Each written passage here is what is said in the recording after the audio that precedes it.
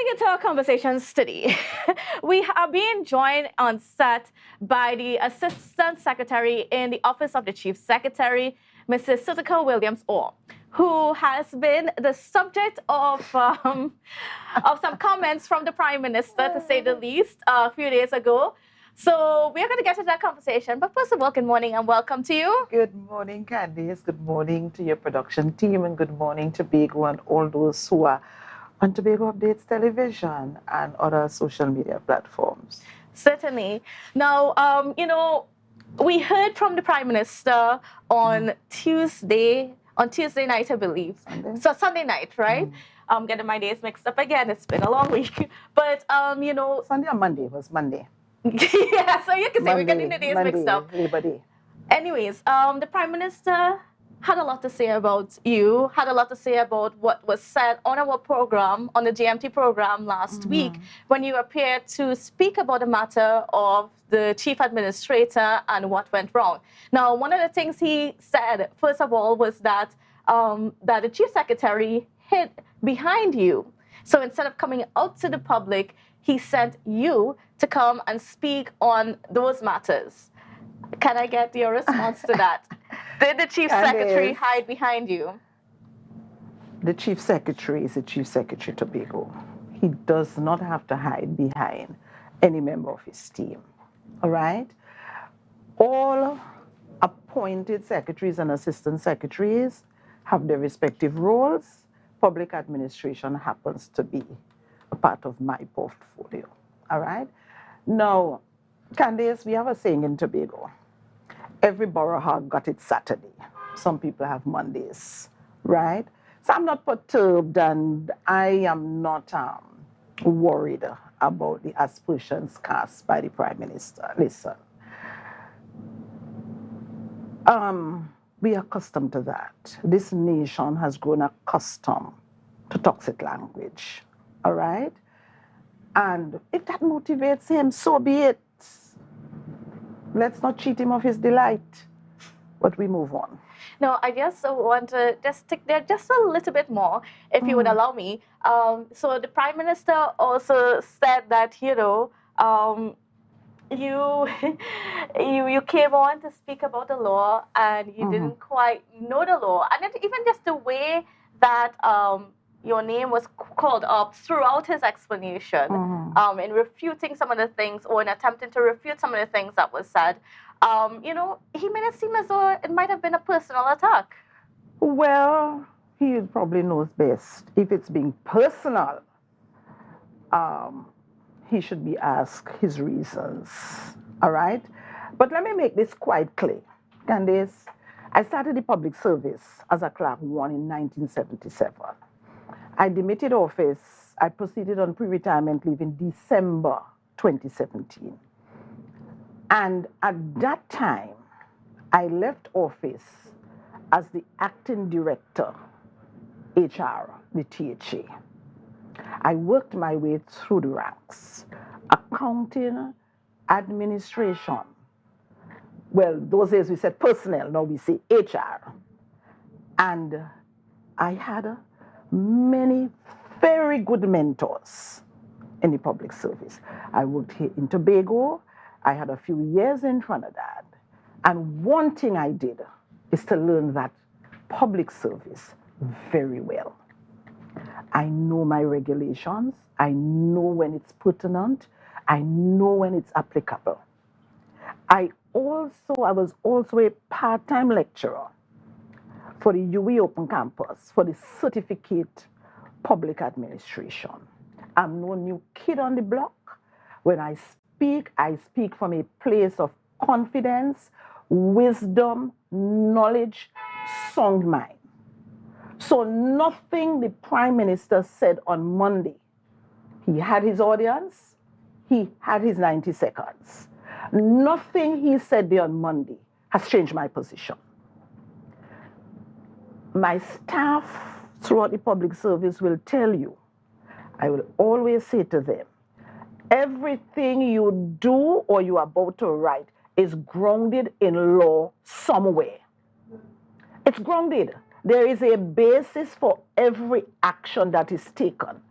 So when you are sending a file to me, quote the regulations. Tell me that you know it. You can't work with me and don't know it. So quote it, right?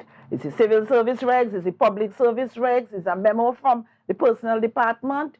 You got to know it. So my people are well good. All right? So it has not changed anything. Can you tell me, let's jump into this thing. When I spoke last time, I did not make any hairy-fairy statements. I said to you and I said to your audience, Section XY of the Constitution of this Republic says, Regulation XY of the Public Service Regulation says, right? I do not create my own conversation. I spoke to what exists in law. And nothing he says they can change that. Nothing. Right? Kandace, the facts remain the same. Now, the Prime Minister spoke on the 12th of June. Yes. And we were led to believe that the Public Service Commission was not properly constituted. Therefore, and that was the reason why a chief administrator was not appointed to fill the vacancy at the Tobago House of Assembly. That is Monday the 12th. I asked the question, and he further said that action will be taken later that day to fill the gap. And we saw the appointment of the deputy chair by the president at about 2 p.m. on the very Monday, right? I asked the question, if the Public Service Commission was not fully constituted to allow for a quorum or a meeting of the PSC to deliberate on filling the vacancy that exists at the Tobago House of Assembly, which body wrote to we know is the permanent secretary at CAS to say to that officer, you are to cease to report for duty? Who? Because it's my understanding that that officer was so directed from the 8th of June, Wednesday the 8th of June. That is my information. So is it that the information got to, let's say, the permanent secretary in the office of the Prime Minister late about that suspension, about the decision that the Public Service Commission took? Well, remember, he also said that the officer or his ministry, officer of the Prime Minister, got information around the 16th or the 17th of May that this officer was to be appointed to act as Chief Administrator, THE, with effect from the date on which the vacancy occurs or will have occurred, right? And that when the allegations of misconduct were received at the Service Commission's department, that very officer who was considered previously for the acting at the THE was advised, listen, right, that this letter has to be withdrawn, or at least the permanent secretary in the office of the Prime Minister was advised that the letter has to be withdrawn. Now, all that took place on the 17th of May. So we hold there.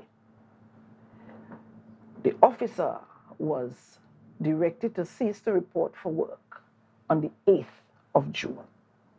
Now, Kandace. And these things, there are evidence for all of these things? Well, apparently. No, the Service Commission. We have 2 senior offices here. Permanent Secretary Cast, head of that. Chief Administrator THE, head. 2 accounting officers for Ministry, Tobago House of Assembly.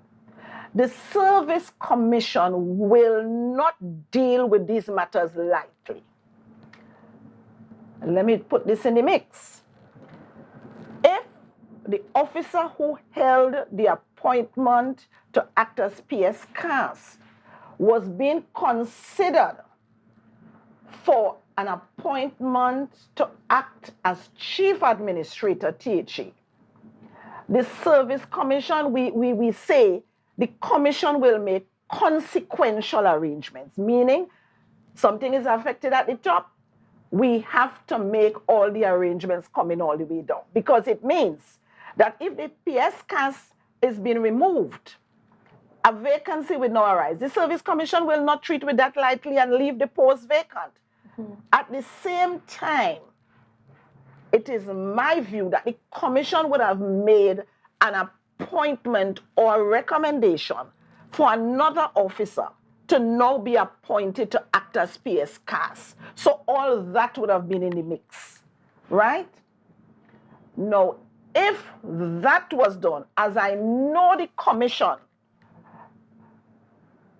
more than 90% of the time, would do, it means that the suspension of an officer would not have affected caste. There would not have been up to today a vacancy as PSCAS. The person who was being considered to replace the now suspended officer in the movement to the THA should have been in place, because that recommendation would have been there, should have been, well, not only recommended, but approved by now, right? So there should have been someone at CAS. All right, well, we'll kind of stick a pin right here, but we are coming back to this conversation. So viewers, please don't go anywhere. We'll be back right after this break. Wake up with Kandace and Denise. Let's go. Welcome back to Good Morning Tobago on Tobago Updates. Well, viewers, we are continuing our conversations with the Assistant Secretary in the Office of the Chief Secretary, and that's Ms. Certica Williams-Orr. And when we started our conversation, I wanted to play this clip. Well, we finally have it now. So I think we're going to get this clip from the Prime Minister, just a little bit about what the Prime Minister said on Monday night. I was a people. I never knew is blackball the money. Because they had to blackball that man for this one to come in. Farley came to see me, we talked for an hour and a half, and Farley never told me about those developments I just told you there. And then has the temerity, when it blew up in our faces now, to send out Certica to come and read law for you, to tell you Farley could not know anything about this. It's the Prime Minister who knows everything about it, and therefore the Prime Minister and his office responsible for you not having a Chief Administrator. Certica, you're fast, out of place, and untruthful.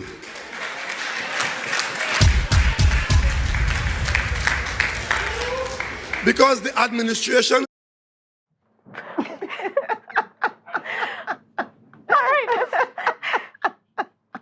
We are live, folks.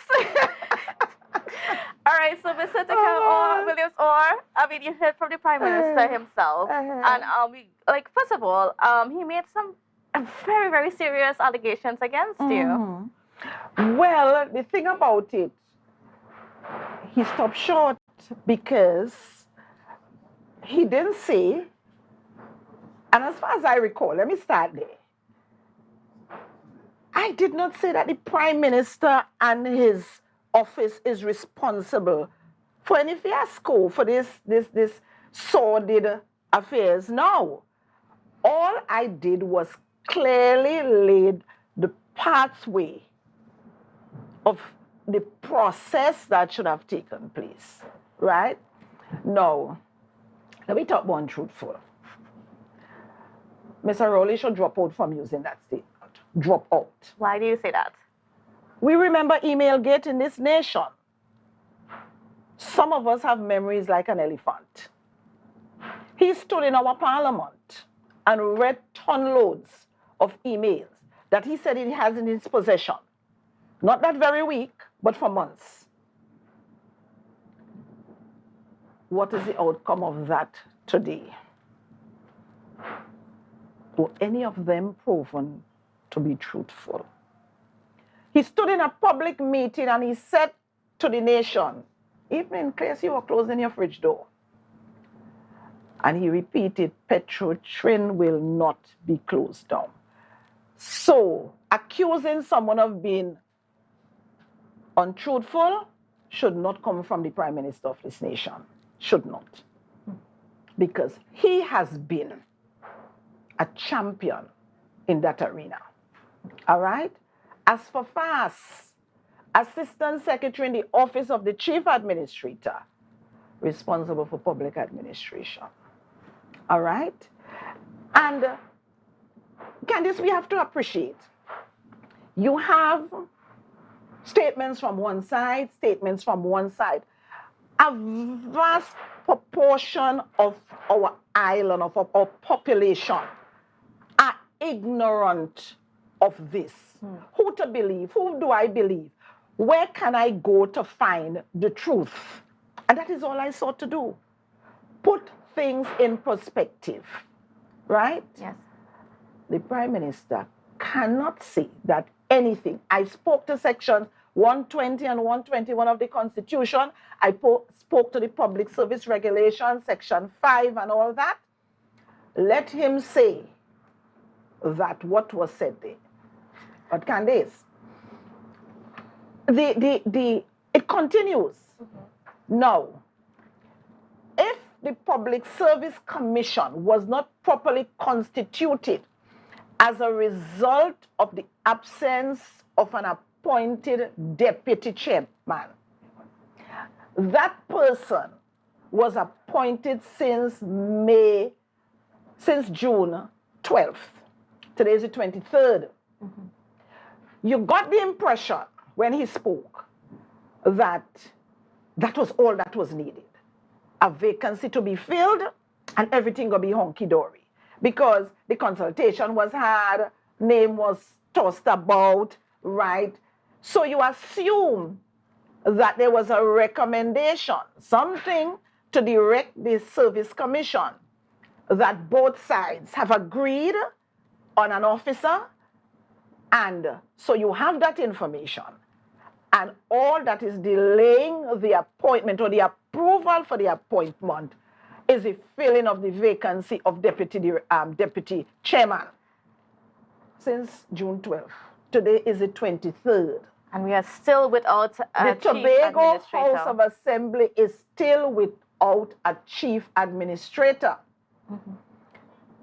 I am hoping that at CAS, because we are linked where the funding from central government to the THA comes through CAS.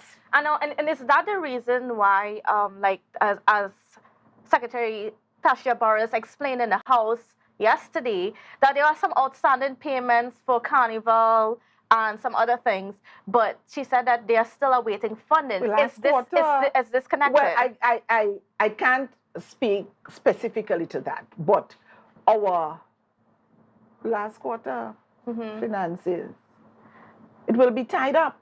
So I am hoping that there is not a PS cast. I understand up to yesterday. I am hoping that some senior officer at CAS will be appointed as a counting officer that would allow for those financial matters to take place, so the THA will not continue to find itself Yes. in this situation. Now, we heard from the Chief Secretary yesterday where he came out and gave some information. And he pretty much said that, and it's sort of linked to what Dr. Raleigh was saying in that clip that we showed just before he took some jabs at you. And it's saying that, you know, the Chief Secretary is saying he was unaware of the situation regarding the suspension of that permanent secretary in CAST. He also said that he is not, the Chief Administrator is not obligated to tell him. However, the Prime Minister believes otherwise and has repeated otherwise. Kandace, we have to draw a line between political office and the administrative side of things. And that is why the Service Commission is in the middle. There's a buffer zone. All right? If a an award was made, an auditing firm was contracted to conduct an audit. When that report is being handed in, I would think that the report is handed to the chief administrator, not to the chief secretary, right? Because I don't think the chief secretary would have been personally involved. The involvement would be the chief administrator and whatever level of staff is necessary. It will not be political appointees or political elected officials, right?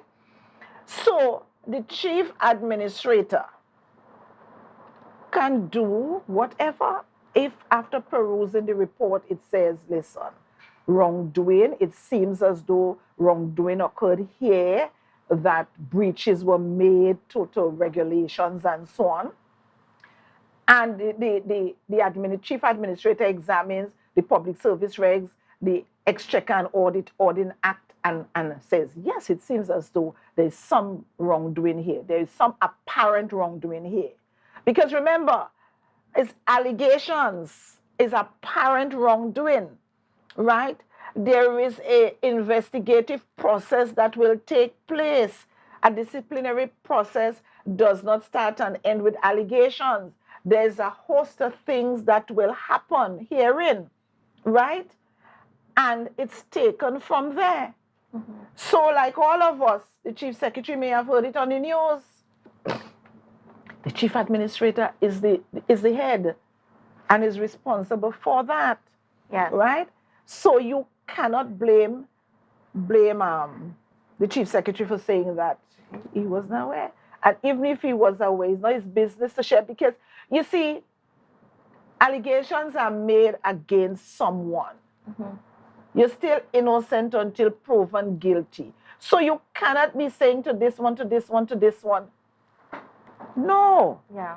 You have to protect them in some sort of way. Now, you know, the chief secretary also, you know, sort of revealed that the name that is discussed mm-hmm. was a name that the chief secretary proposed. Mm-hmm. And this was in light of there not being a consultation yet or mm-hmm. or a merit list or anything mm-hmm. for the replacement, which is what you said when you came here last week.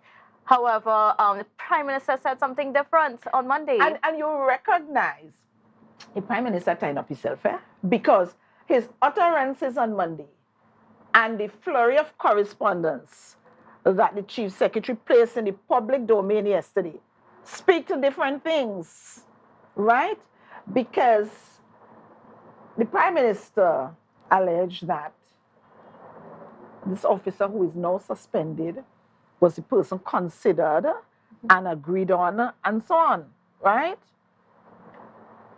We all listened to the Chief Secretary yesterday in his letter to the Prime Minister, said something else. And even after the consultation took place, 1 week later, you didn't hear anything. And you contacted the Prime Minister. And he asked you, remind me of the name we agree on again. Now, if it was his recommendation, you can't forget your own recommendation. You won't ask, right? So it is clear that the name of the officer who is now facing suspension was not discussed at all. Was not discussed, right? Was not discussed. And in one piece of the correspondence the Chief Secretary read yesterday, the Prime Minister seems to have said that I tell the Service Commission that already, right? I asked them, I sent it to them. And if it is there, June 12th, today is June 23rd. And the commission, as far as I know, they can change their procedures and so on. Mm-hmm. As far as I know, they meet once per week. All right, so we got to take a quick break. But when we return, I want to get into a discussion about the implications for the lack of the chief administrator, because I think we've been brushing over that quite a bit, but there are some serious implications. And Ms. Certica Williams-Orr, and I would be discussing that when we return right after this.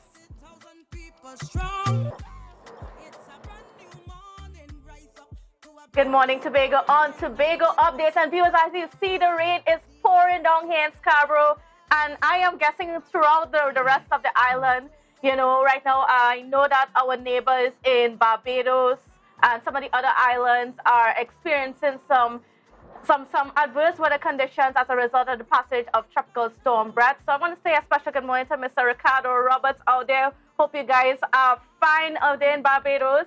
So anyways, getting back to our conversation this morning. Now, Ms. Certica Williams-Orr, who is the Assistant Secretary in the Office of the Chief Secretary, is discussing, you know, what's happening with the office, with the Chief Administrator. We are still, what is the count now in terms of days? It's a month and perhaps a week? Yes. A month and perhaps a week. The office has week. been vacant from the 18th of May. Yes. Right, Now, so it's a month. what are those implications? Let's start with, you know, how will this affect the man on the street? Very important. And the Chief Secretary laid out some of it yesterday. Okay.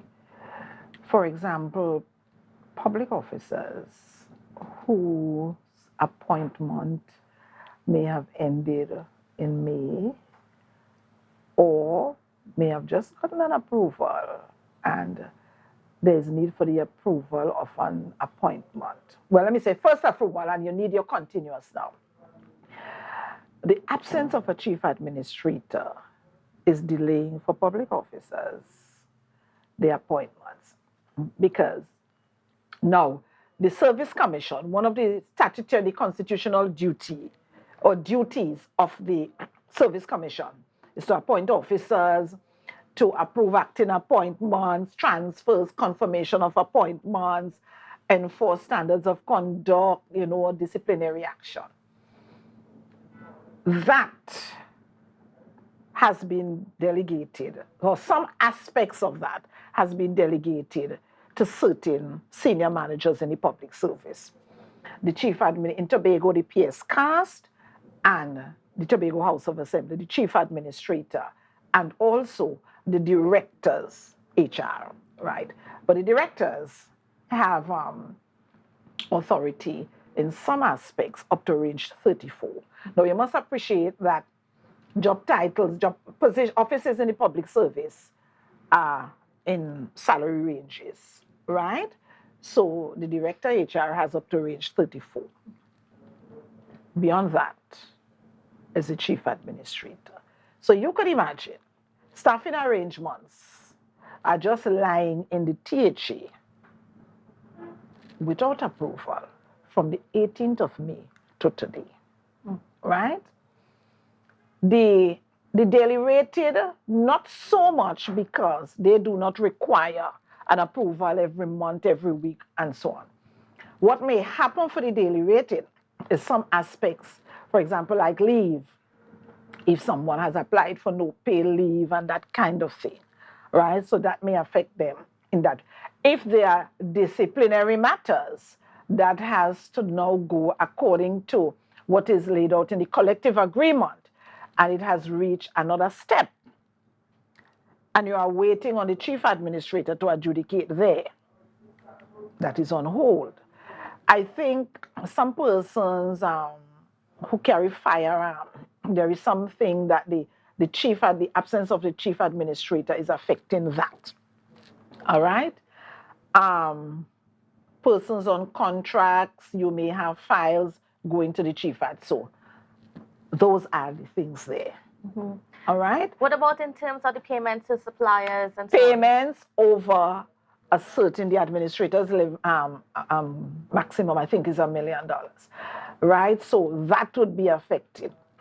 In addition, we have this new procurement rules that, you know, the bill has been fully proclaimed, so now the Procurement Act is in place. There are still some hiccups, still some gray areas. Not having a chief administrator is also affecting us in that area, right? Now, let me tell you how it's also affecting public officers. The Service Commission has advertised some positions. For example, I see advertisement for very administrator, THA, clerk of the house, and so on. Now, if any officer from the THA wishes to apply, who sign in the applications? It ain't got no chief administrator. And the chief secretary cannot do that. Cannot, that is a political office. The chief administrator has to sign those applications for officers who sit in the THA. Nobody to sign them. What about in terms of the budget? Now, we have the budget being read on Monday. How will this affect that reading of the budget statement? Does a chief administrator have any role? No. No role there at all. Right? And I think that will flow fine. Finance is there, the budgets department is up and running.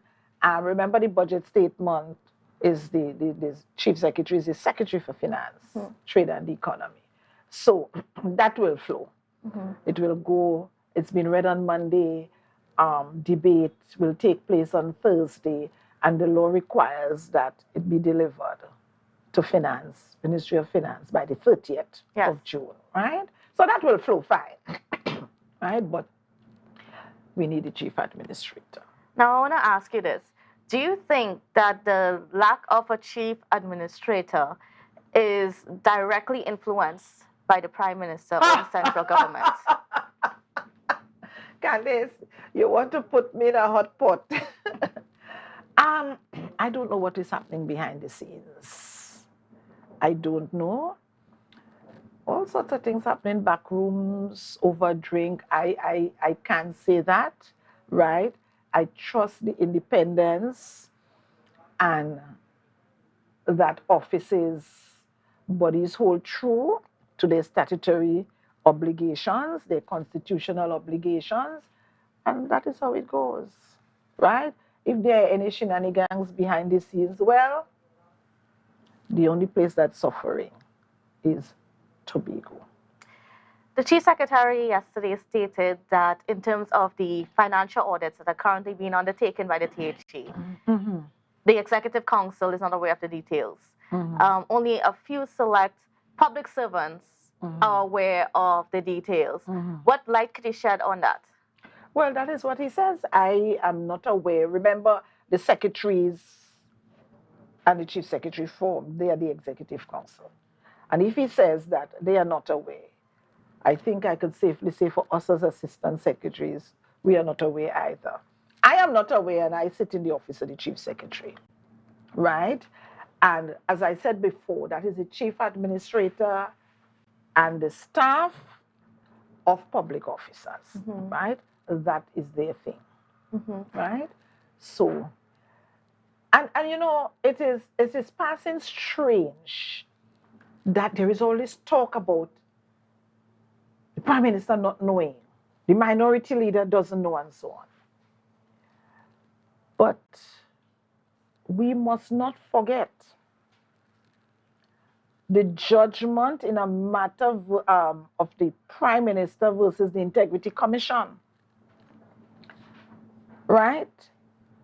In which, and it's there, anybody could go find it on the website of the judiciary. He thought that he was unfairly treated by the commission. He wasn't given an opportunity probably to be heard as he should. Because natural justice dictates that you can't be judge and jury. You must give people an opportunity to be heard. And he went to court and got judgment in his favor. We had a recent issue with the former commissioner of police and the very PM wanting to take the report to Parliament. And there was a court matter. Again, I was not given an opportunity to be heard.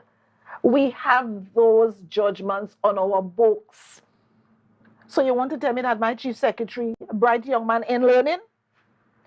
So in other words, was he, I don't want to use the word wrong, but and I can't think of the word right now. But was he a little bit too hasty in saying to the public that he would come to the house at such a time and reveal the contents of the audit? Well, remember he laid the interim, right? But very careful, the names of any contractor was not called. Yes. Right? He gave certain other information, right? That wasn't done. But no names were called. So nobody could hightail it to the court to say, well, listen, I am being prejudiced here because you are putting information in the public space. I am not aware. I wasn't asked a question. So you have to avoid those things, right? Judgments have been made in our court. Follow the judgments, right? The judicial decisions are there. Follow them. So I don't expect the chief secretary to do otherwise, right? So all who have ants in their pants, let them wait.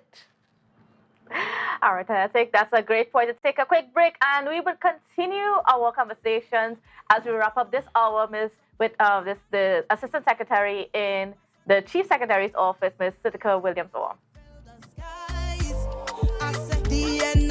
Welcome back to Good Morning Tobago. On Tobago Updates, viewers, we are chatting with the Assistant Secretary in the office of the Chief Secretary, Councillor Certica Williams-Orr. Now, as you heard yesterday in the House, the Chief Secretary, Father Augustine, announced that the budget statement will be read on Monday. Now, there's been some silence in the space about the budget coming up. We were thankful that we were able to hear something about it because, we were nearing the end of June and everybody was wondering, when is the budget going to be, because it's due by a certain time. Yes. So what can you tell us about the preparations for the budget this year? Well, I can't speak to specifics for any division, but we know that the budgetary cycle, it's triggered by what is referred to as a call circular. It is simply a circular issued by the Ministry of Finance which says, listen, it's time for you to look at your draft estimates, get your business in order, and so on. So it is known as the call circular, call to order, call to action. All right? So that will trigger the divisions under the THA and to start to look at their mandate, what you wish to provide for in the next fiscal, what doesn't seem as though it's going to be completed, is it going to be continued, and so on, right? So, of course, you have the fixed, the recurrent, the salaries, the wages, the allowances, and so on. You have those fixed. You have your goods and services, fixed ones, your traveling allowances, materials and supplies, other contracting services, and so on. You have your current transfers and subsidies, things like where you're going to need funding to pay severance benefits to daily rated persons. You have minor equipment. You know what your mandate requires. And of course, that is compiled and that is submitted to the Division of Finance. All right? The budget division, the budget department, they will have dialogue with divisions and so on. And then that is compiled into one document, of course, with the statement that is going to be read by the Chief Secretary. So you're going to have the macro for Tobago, then you're going to have the minor for each division. And then, so that is going to be done on Monday. And of course, the minority would respond, right? So I think that is going to be done on Thursday. So we may have a full day and night. Actually, it's going to be a full week. Full day and night. Yes, because after the Chief Secretary speaks on Monday, now all secretaries and assistant secretaries now have to huddle, right? Isn't that, other than that each division submitting their requests, is it that they are not quite aware of all the details or all that will be presented in the House on Monday? Well, it will be presented, I assume, as such. I don't know what after consultation or dialogue with Budget Department, if there were any amendments or so. I can't speak to that. Right? But is there any discussion that happens at the level of the Executive Council in regards, in anticipation of the reading of the budget? Because we don't sit in when the secretaries and the chief secretary meet, probably not, right? So I don't know. So Thursday, and then the package must be submitted to Ministry of Finance by the 30th. So it's going to be a long day and night on Thursday. And certainly, and then we are expecting also some protest action outside, because last night at the PNM Tobago Council meeting in Charlottesville, you know, and also after the walkout of the minority leader and the minority council from the sit-in yesterday, they are calling for people to wear white in protest against this current administration, complaining that that you guys have not been truthful, you have not been accountable, and you have not been transparent to the public in the way you promised on the campaign trail. Oh, they didn't learn from the weekend. Clearly, they didn't learn. Okay, right. Now, you know, Kandace, wrong is wrong, right? And I believe in accountability, transparency, adherence to law. But one thing the PNM must never do in this land is accuse anybody of being corrupt, of being unaccountable, of not adhering to transparency. Not the PNM, anybody else, right? These voices in the Tobago space are probably young members of the PNM, so they don't know. But I ain't talking long. And if anybody learn corruption, they learn it from the PNM. Let me tell them today, they can go way back. Jean Miles, Caroni Racing Complex, Mount Hope Hospital, Lock Joint. Listen, the list is long. PNM and corruption in the same sentence, long time, right? That does not say that that must be used as an excuse for any other administration to do wrong. I'm not saying that. I'm not agreeing to that at all. But we have sat in Tobago and we have read the Auditor General's reports on the conduct of the THA, the financial conduct of the THA, from, let me say, 2002 to the last one that was done. What opinion? Can't even give an opinion. Millions unaccounted for. Procedures not adhered to, and so on. Right? I am sure mention was made, I think in the House, Secretary, my colleague, Secretary James, made reference recently to an excerpt from the management letter from the Auditor General this year.